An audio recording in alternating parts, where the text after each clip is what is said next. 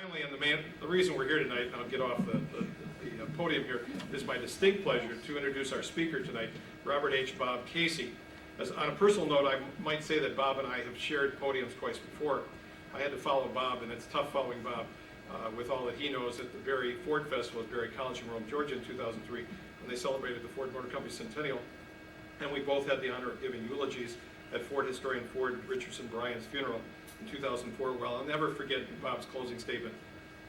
When I grew up, I hope to be Ford Bryan. I also want to mention one other person that's here tonight and tying it into Bob. I see Ernie Hartley. And Ernie, please stand up for a second. Ernie Hartley is the former director of the Town Museum in Sacramento, California, and came all the way from California and is heading up their Model T weekend in September. And if it hadn't been for Bob Casey being tied up in Canton, Ohio at a concourse that weekend, I wouldn't be going to Sacramento in September to speak, so thank you, Bob. Anyway, but on to Bob. Bob has combined his love of engineering and of history. He holds a mechanical engineering degree from the Rose-Hulman Institute of Technology and has worked for 12 years and worked for 12 years as an engineer at Bethlehem Steel's Sparrow Point, Maryland plant, which ironically was recently purchased by Severstal, the same Russian steel company that owns Rouge Steel, or what used to be Rouge Steel.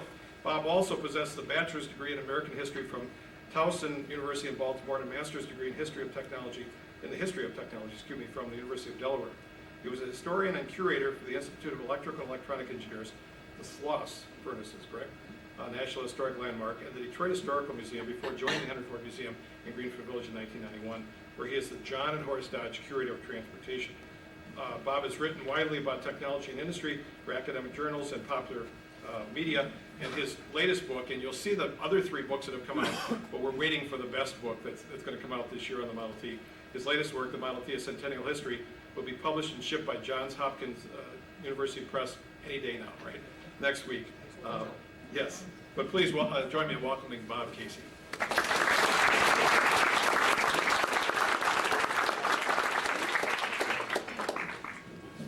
Well, thank you very much, Mike, for that. I hope I can live up to that introduction.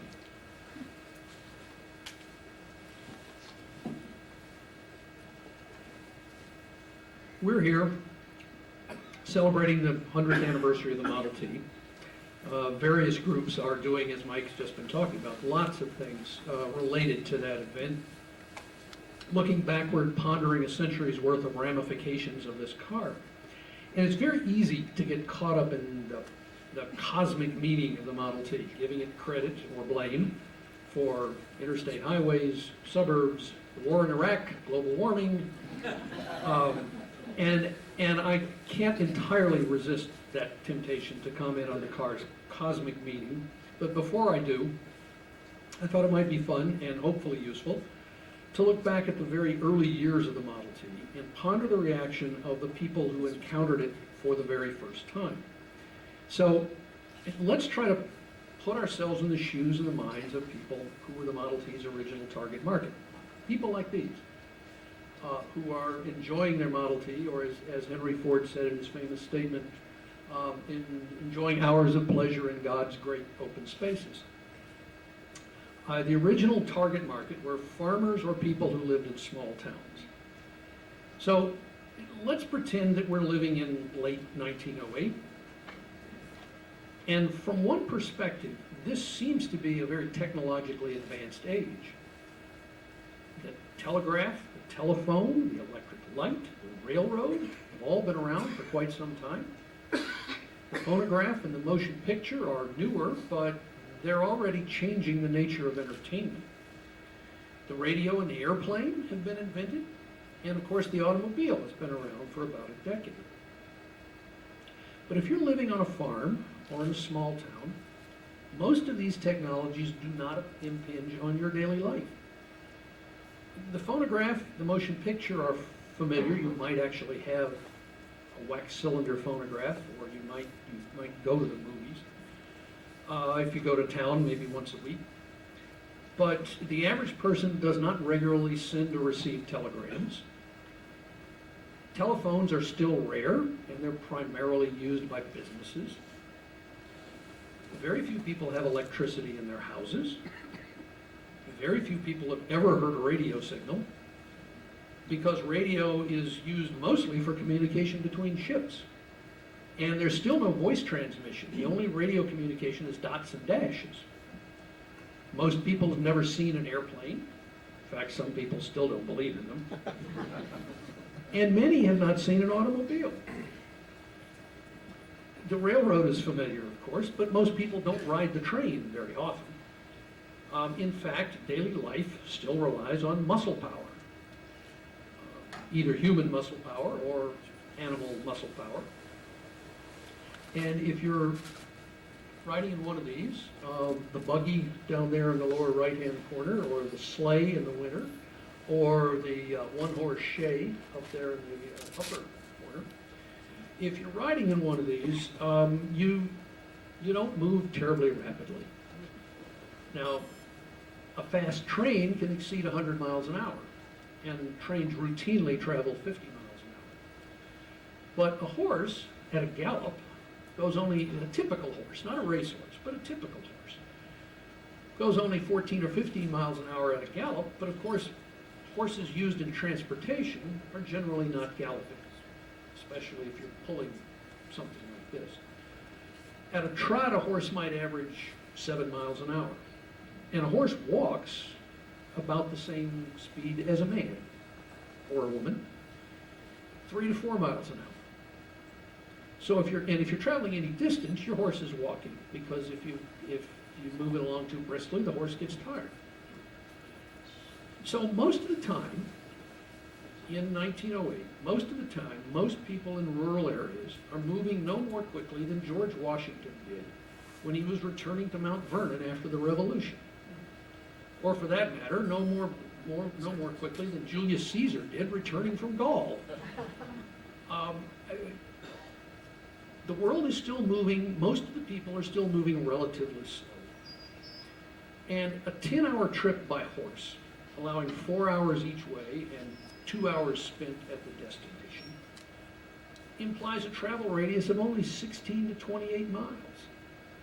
And if you want to spend 4 hours at your destination, you get only 3 hours of travel time, and your radius is reduced to 9 to 12 miles.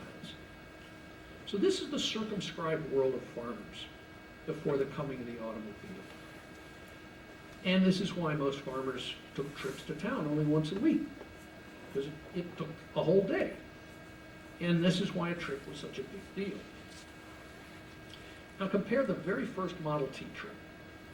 1908, Henry Ford took a prototype Model T on a shakedown run, when it actually went all the way up to the UP. There we go. This is after they came back. The car's covered with mud, because that's the nature of the roads. This is outside the Piquette Avenue plant. It is possible today, even today, I think, to locate where that picture was taken. We've got records of the Detroit to Chicago leg of the trip, 345 miles. They covered it in 16 and a half hours, 21 mile an hour average. Doesn't sound like much now, but if your typical trip with a horse is 3, 4, 5, 6 miles an hour, this thing is incredibly fast. And therein lies one of the attractions of the Model T, the power to break down the isolation of rural America. The opportunity to go new places, or the opportunity to go to the same places much faster. And the Model T also offered you the freedom to go when you want, via the route you want, rather than going when and where the railroad wants to go. As one auto writer put it in 1907, the year before the Model T appeared, I was perfectly content to have my horizon bounded by the 10 or 12 mile circle that my horses could go in a day and get back in good shape. I now make exploring trips of 5 times the distance. I can call on friends living 30 miles away who've been asking me to come for 20 years. That's part of what this thing meant. To travel long distances, Americans of 1908 took the train, and we had a wonderfully well-developed railroad network.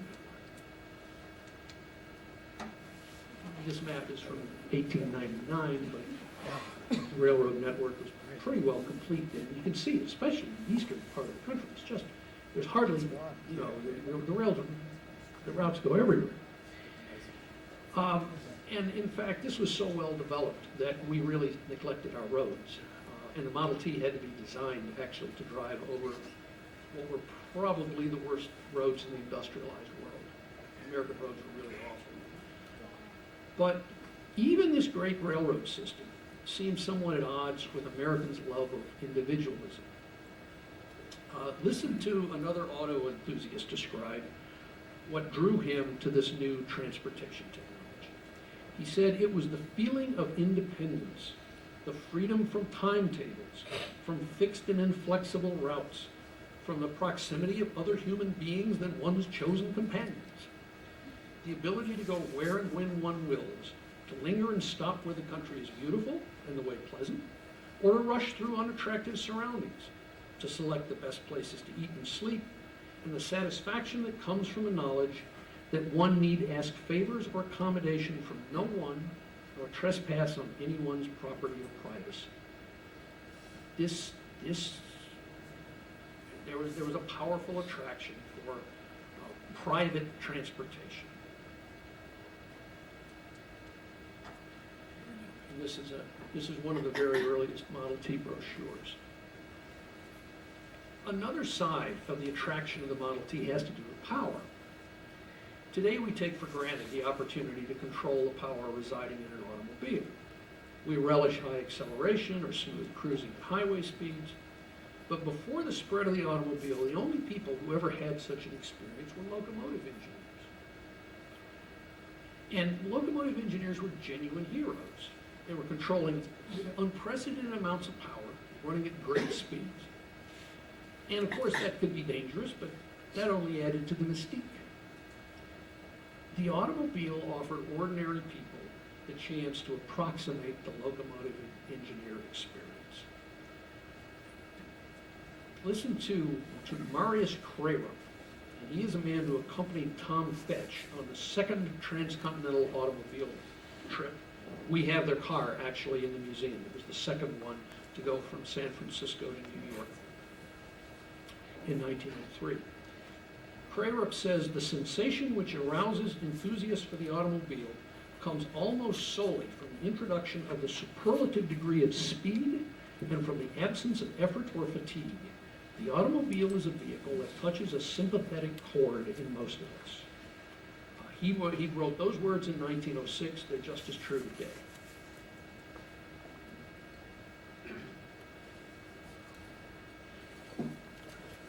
Now this is probably a good time to give some thought to the meaning of that word power. The term horsepower is rather abstract to us, but we generally think more is better. And the 20 horsepower offered by the Model T seems rather puny. We can buy riding lawnmowers with more power than that. But think what someone in 1908 thought when they heard 20 horsepower. If you're a farmer, or if you're in a small town, or even if you're living in a city, because horses are still widely used in cities, the term horsepower conjures up mental images of horses. And 20 horses is a lot of horses. Driving a team consisting of 2 rows of 10 horses is a real challenge. To have that much power at your command is very alluring. So, surprising as it may seem to us today, that 20 horsepower was part of the Model T's attraction. As you might imagine from this, Model Ts were often compared to horses. Some of the most insightful observations about the Model T can be found in a wonderful little book that some of you may be familiar with, called Farewell to Model T. It was written in 1936. The author is E.B. White. I see, I'll put in a plug, we have it in our museum store. It's been reprinted. It's a thin little book. It was actually began as an article in the New Yorker. But it's a wonderful evocation of the experience of using a Model T. White repeatedly uses animal metaphors, describing the way the Model T's transmission often caused the car to inch forward, even when in neutral, The author says, in this respect, it was like a horse, rolling the bit in its tongue, and country people brought to it the same technique they used with draft animals. Describing what happened when the driver crank started a Model T without fully setting the handbrake. I'm sure Mike knows, has probably had that experience. He says, I can still feel my old Ford nuzzling me at the curb as though looking for an apple in my pocket. Because if you don't fully set the handbrake and you're in front and you crank the car, it wants to move forward. Model Ts were subject to various mechanical ailments, but often they just seem to fix themselves. White says that farmers soon discovered this, and it fitted nicely with their draft horse philosophy, which was, let her cool off and she'll snap into it again. On another page, he describes a helpful ferry boat captain resetting the bones of a broken Model T rear axle. Now, one of the nice things about my job is that I get paid to think about the Model T. And one of the things that struck me is how the car story is replete with several ironies. When it first appeared, the Model T was a thoroughly modern car, and it really was. It was a very up-to-date automobile in 1908, and it sometimes doesn't get credit for being as cutting edge as it was. But it was a thoroughly modern car, and it set in motion the forces that created modern America. Yet by the time of its demise, modern T was a synonym for old and out of date. Even within the Ford Motor Company, production chief Charles Sorensen vowed to get rid of the Model T SOBs, as he put it, and that was the employees, and the Model T methods of doing things during the changeover to the Model A. Now, of course, an irony that was utterly lost on Sorensen was that he was arguably the biggest Model T SOB of them all, because he had so much to do with creating the car and creating the production system. But Sorensen says in his book, 40 Years with Ford Motor Company, he says by 1927, he says, I was sick of seeing them, I was sick of looking at them. The Model T was mass-produced by the millions, and for most of its life, it was available in only one color. Not all Model Ts were black, only about 11.5 million of them were. The cars were basically all alike, yet they gave rise to an amazing individualism. Aftermarket suppliers soon built all kinds of accessories that allowed the owner to personalize his car. As E.B. White said in his book, when you bought a Ford, you figured you had a start. A vibrant, spirited framework to which could be screwed an almost limitless assortment of decorative and functional hardware. And these are some catalog pages from accessory catalogs.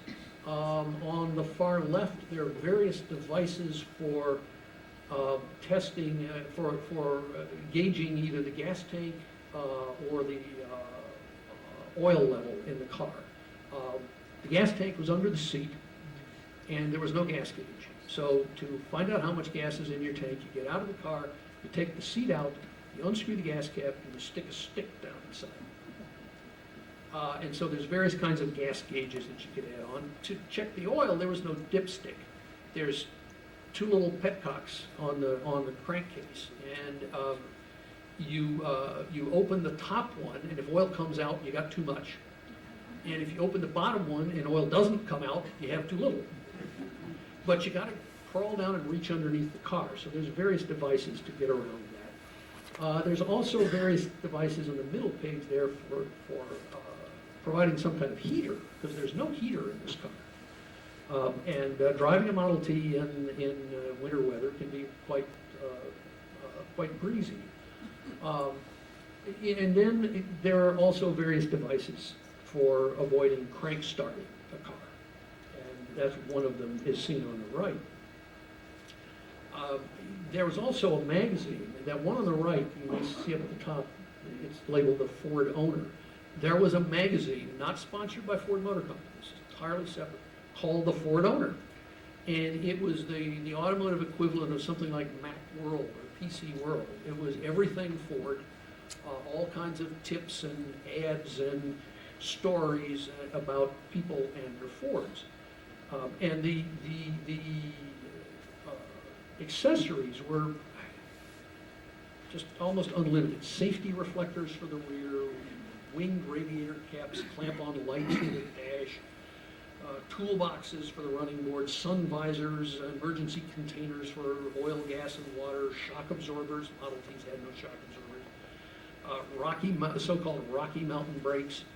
Model T brakes were notoriously bad. Rear view mirrors, even cut glass flower vases. Tents that converted the car into a camper. It just went on and on. So here is this mass-produced, standardized thing, and yet people, almost as soon as you bought it, you started personalizing it and making it your own. Another irony was the fact that the T was a constantly changing car that never really changed.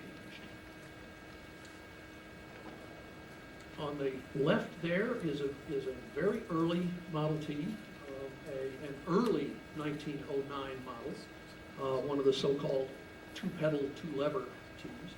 And then at the right side is the 15 million, the last one to come off the line at Highland Park, being driven by Edsel. And they look very different.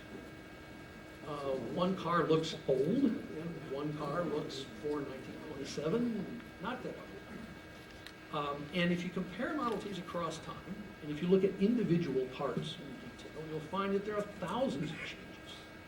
And some of the changes, like body styles, are easily visible. Some are much smaller and harder to detect.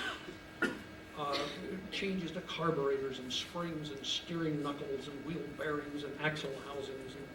And these are all ways that you can actually identify the ages of Model Ts is by looking at these changes. Some changes were made to improve reliability, some to lower the cost of manufacturing.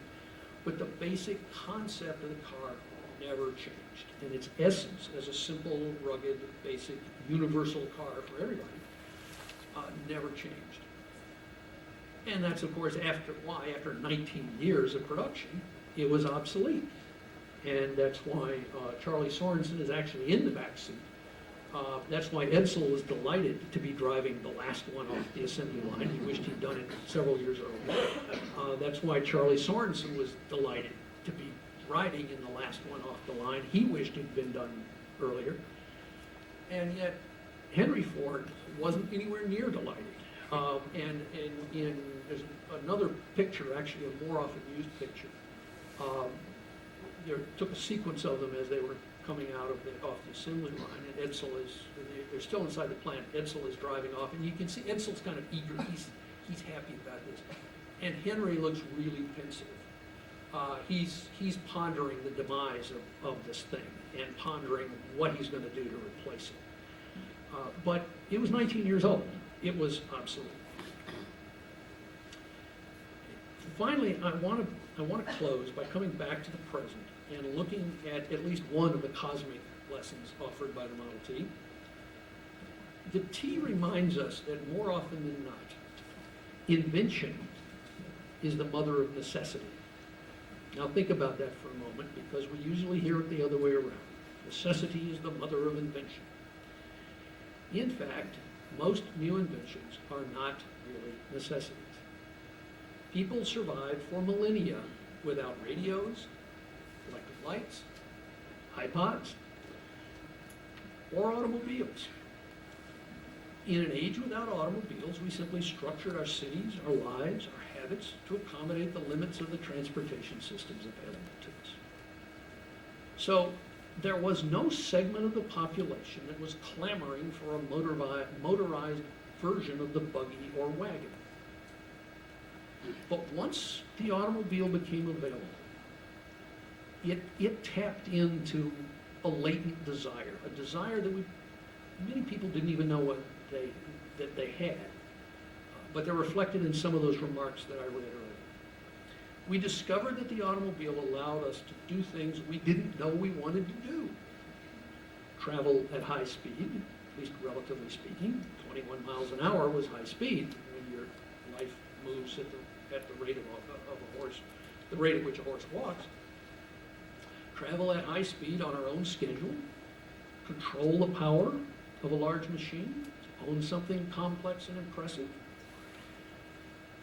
So the invention of the automobile, and especially the Model T, was the mother of desire. And in fulfilling our desires, we made the Model T, and we made the automobile as a whole a necessity. And with that, I thank you very much.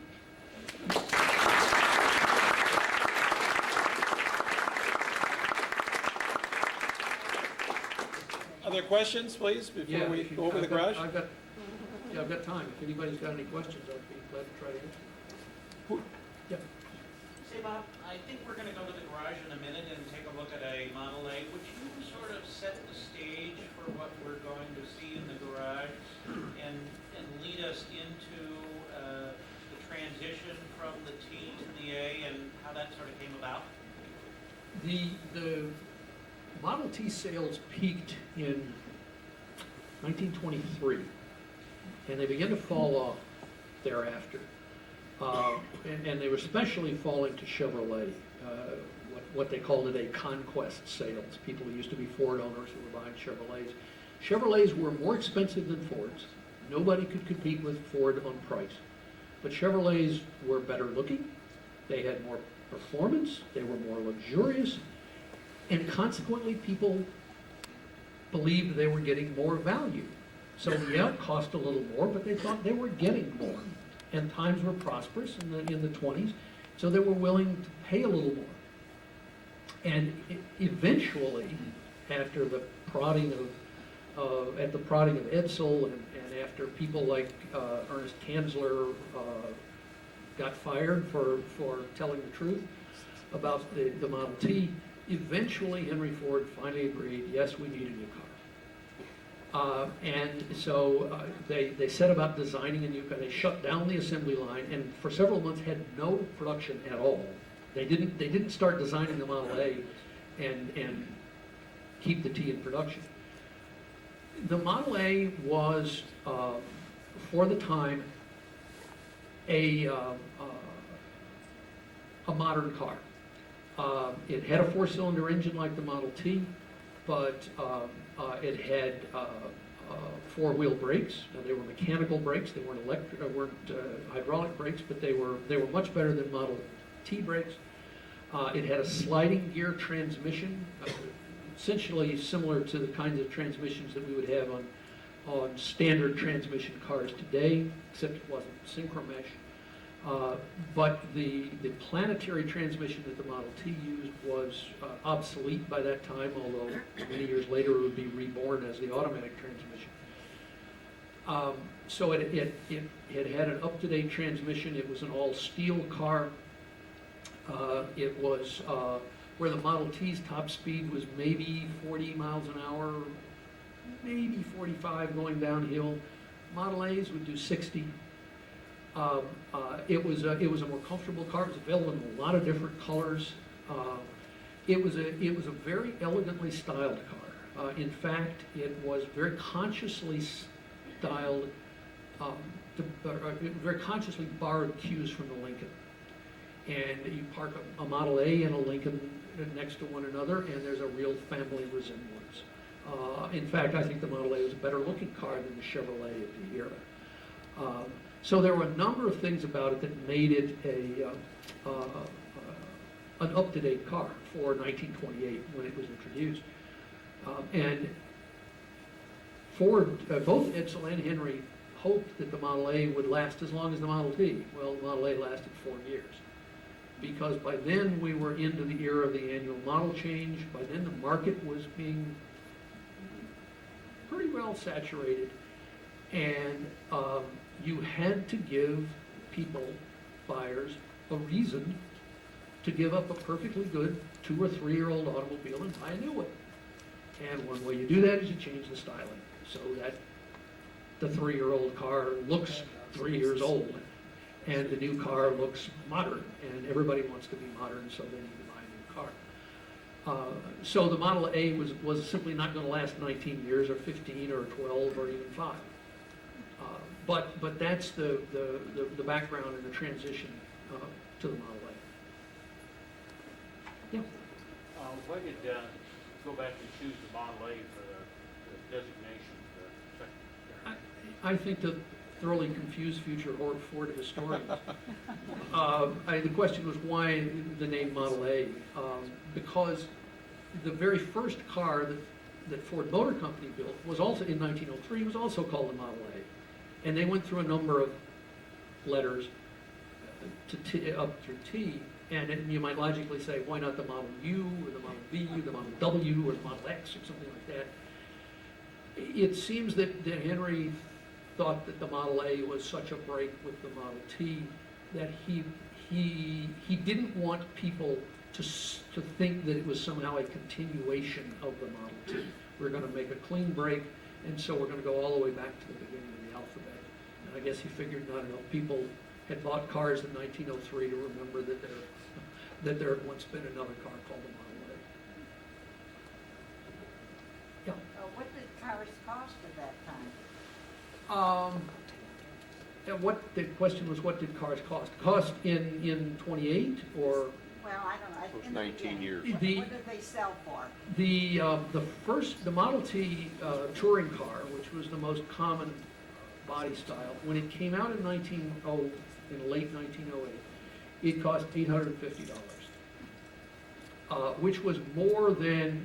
Without a windshield and a top. That's without a windshield and a top. Those were optional. Which was more than a year's income for the average workman. I think the average workman at that time was making $550 a year or somewhere in that vicinity. So the Model T was not a cheap car. It was just cheaper than most other cars. And for its price, it was an enormous value. But if you didn't have $850, the fact that it was a value didn't make a whole lot of difference. Over the years, they were able, through production efficiencies, to drive the price down. By the time they got the assembly line up and running, they were down in the vicinity of $500, $550. I think the lowest price the touring car got was about $290. And as I say, nobody could compete with Ford on price. They were other Chevrolets, other inexpensive cars were typically $50, $75, $100 more than a Ford, just because nobody could compete on price. Yes, ma'am? No. Henry Ford didn't borrow money himself, and he wasn't going to encourage his customers to borrow money. He didn't like borrowing money. Although there were Ford dealers who worked out credit arrangements. But Henry resisted that for a long time, well after General Motors had gotten into the credit market. And as I say, sometimes Ford dealers had worked out arrangements with banks and finance companies so that you could buy your Ford on credit. But it wasn't until, I think it was into the Model A era that Ford Motor Company finally came up with a credit arm, like General Motors Acceptance Corporation, which GM had already come up with. Yes, and then gentleman behind me. If over the lifespan of the Model T and Model A, the Ford Motor Company offer more features and options that the customers were buying on behalf of other people?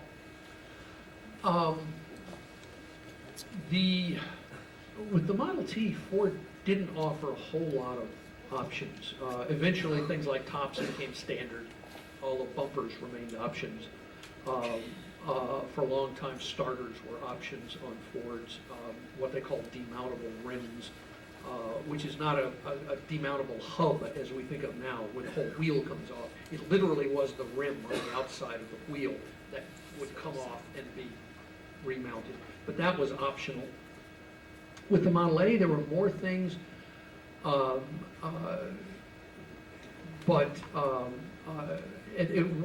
the Model A had is a whole lot of different model lines, standard coupes, sport coupes, cabriolets,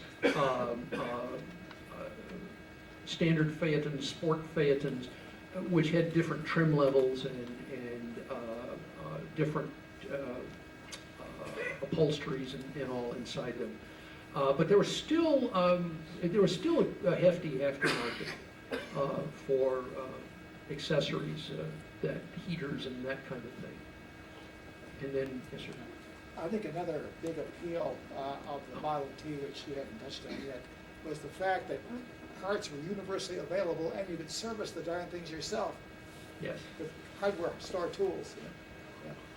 You look at the owner's manuals for Model Ts, and they tell you to do how to do things that only mechanics do today. They talk about grinding valves and rebabbiting bearings, and they were remarkably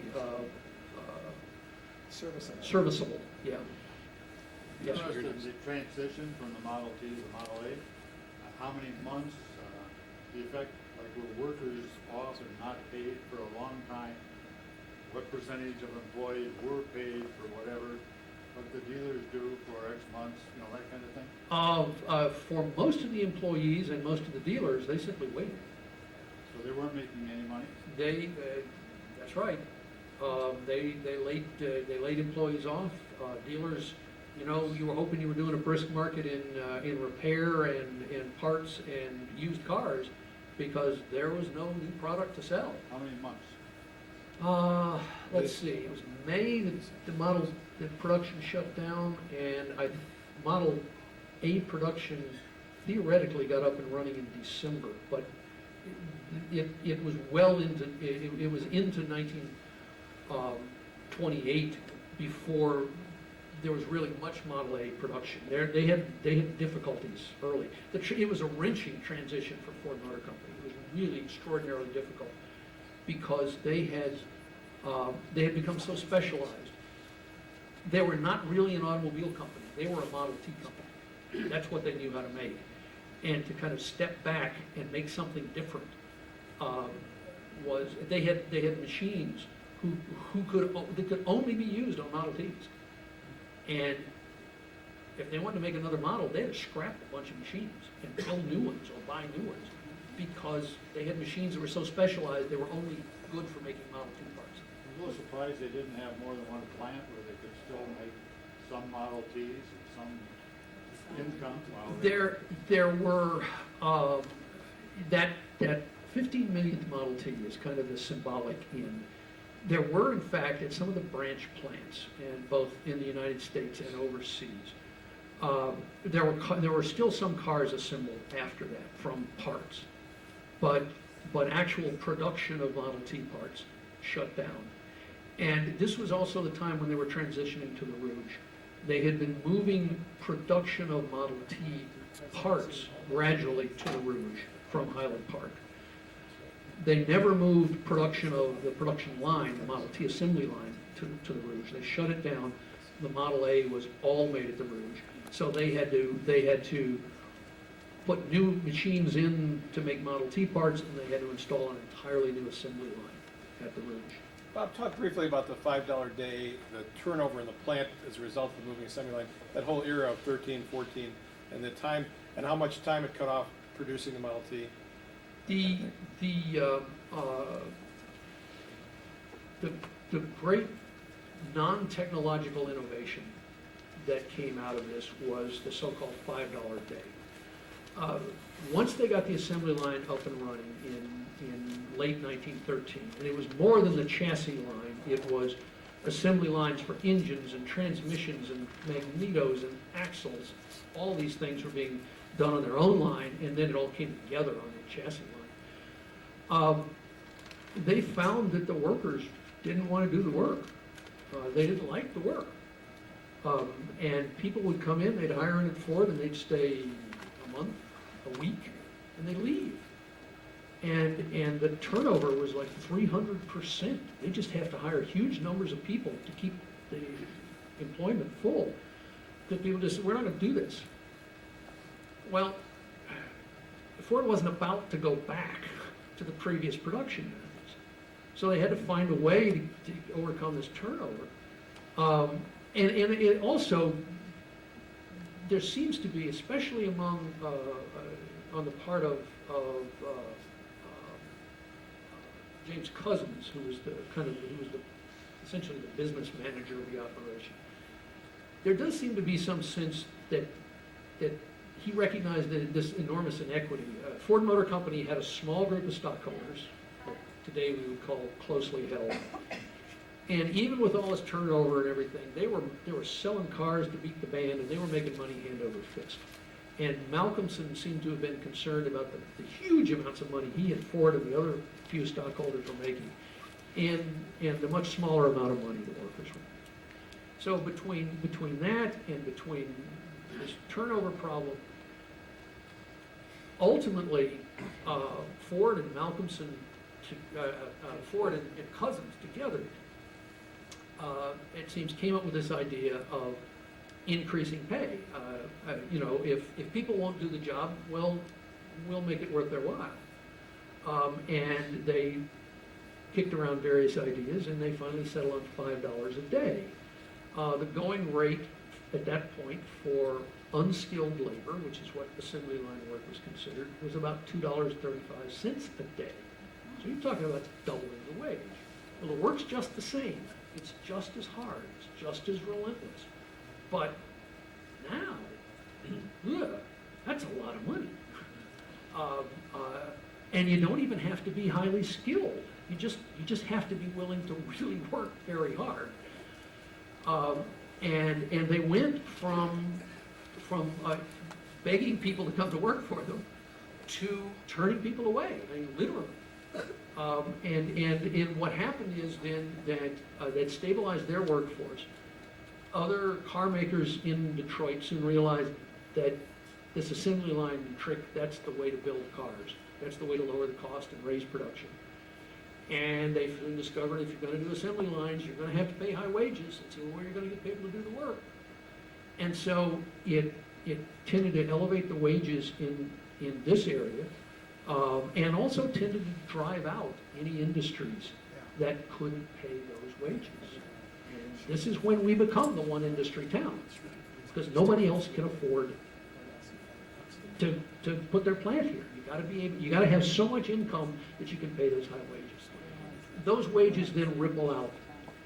The assembly line techniques move out into any manufacturing operation is potentially a candidate for an assembly line, or at least some application of the assembly line.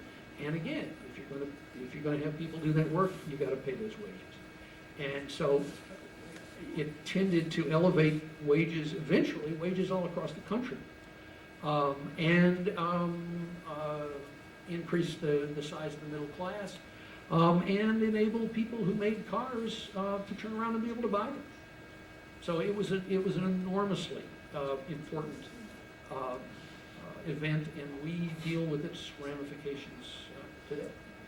Yes, sir. What happened to the auto part after that 50 vehicles? It was used on and off fitfully. They did tractor manufacturing there for a while. They did some tank manufacturing there during World War II. It was used on and off for storage and for some manufacturing, but it really, as a really viable manufacturing operation, it fell away pretty quickly. And this is a plant that was built, Ford moved there in 1910. And by 1927, essentially, its heyday was over. 17 years, and it was essentially done as a frontline manufacturing operation. Yes, sir.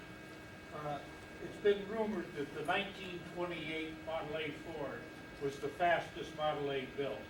Is there any truth to that? You would have to ask Model A experts. I don't know. It's possible, but I really don't know. One other, I'm sorry. You had a question? Go ahead. Well, one other thing, if you could, I'm sorry. The first time I saw Henry Ford say, or is his ghostwritten autobiography, My Life and Work, say any customer can have any color he wants as long as it's black. Was it the moving assembly line? Was it DuPont's fast drying color Japan black? Was it, I mean, In My Life and Work, his biography, which was, autobiography, which was written, ghostwritten by a man named Samuel Crowther, Ford claims that in 1908, he said, we're going to make every car black, customer can have it in any color as long as it's black. Well, in fact, Model Ts were not available in black in 1908. Black, they didn't settle on black really until 1913. And so he's doing a little exaggeration there. The long-held story is that they settled on black because it dried faster. In fact, there's a gentleman named Trent Bogus, who is a professor at Plymouth State University in New Hampshire, who's done some wonderful research on the Model T. Comes and spends usually several weeks in our archives every year.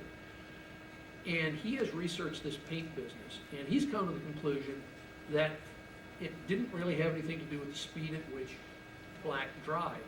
The fact is, dark colors like black and the kind of dark green that they also used, and the dark blue that they also used, they all dried about the same time. It took about the same time to dry. Now, lighter colors did dry more slowly, but the dark colors, there wasn't a whole lot of difference in the drying time. His conclusion is that black was chosen, for one thing, because it's very durable. There was a constituent in black paint at the time, or black varnish, called gilsonite, which is actually a kind of an asphaltic material, and it's high in solids, and so it makes the paint durable. The other thing is that the main coloring agent in black paint is lamp black, soot. It's cheap. It's the cheapest pigment you can buy. So if you're making cars at the rate Ford was making them, it made sense to make them in only one color, because that was faster, and that was cheaper, and that was simpler, and you bought your paint in bulk, and you never had to change colors or anything like that. And black was durable, and black was cheap. So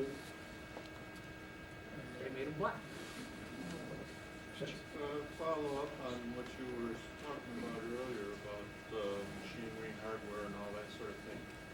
Did the Model A work on the Model A begin when you shut down production on the Model T, or did the work on the Model A start before the shutdown of the Model T? And if it was before, when did the work on the Model A start? I should know when work on the Model A started. The engineering work, the design work, actually did begin before the shutdown of the Model T assembly line, but not like in January as you might have thought it would be. I can't remember now just when it was, but it was in early 1927. It wasn't the kind of lead time that they have now. So in less than a year's time, you went from nothing to having a car coming and all these different models coming up the assembly line. It was an impressive feat, but boy, the cost was high, both the cost in dollars, but also the cost of their people. It was a very difficult thing for them to do. They did it, but it was a struggle. Yes, sir. Back to the $5 a day back in 1918. Was the competition experiencing the same type of problem and the line as Ford? And around the beginning of the Model A and the end of the 1927, 28, how many other automobile companies would at that time? I'll answer well. I'm not sure that I can answer, but I can comment on the second part of the question first. How many automobile companies were there around in 1927, 1928? a lot had fallen by the wayside, although there was still, my God, 27, 28, there must have been 50, 75. Some of them not very big manufacturers. Most of them, by about 1932, were gone. The Depression just really did it. There had been hundreds of automobile companies over the life of, over the past 100-odd years. And in the years, say, leading up to the end of World War I, there were really a lot of companies. Most of them didn't last very long. They fell out fairly quickly. And what was the first part of your question? The $5 a day for work back in 1918. Chevrolet, the others have the same type of problem on their line with people only working a week or a month at a time and quitting. If you were going to install the assembly line, you were going to have problems with labor turnover. And the thing is that the Ford assembly line came first, and before other people picked up the line, Ford had those problems, and Ford dealt with it by paying a higher wage. By the time the line was moved out to, was being adopted by other companies, if they had those problems, they didn't last very long because they very quickly matched the wages. And the thing was, if you were going to get people to work at Chevrolet instead of Ford, you're going to have to pay Ford's wages. If you're going to attract people, you're going to have to pay Ford's wages. By the way, Bob will be with us in the garage, and Ann just told me that on the way out, we want you to grab a raffle ticket. They'll be raffling off, and you'll be sending the book to them when it comes in. Yes, But exactly. we'll be raffling off a copy of, or the Ford House will be a copy of Bob's book. So please, We'll let you know right away too, so that if you comes don't out. know by tomorrow that you won the book, that means you won. Bob, thank you so much.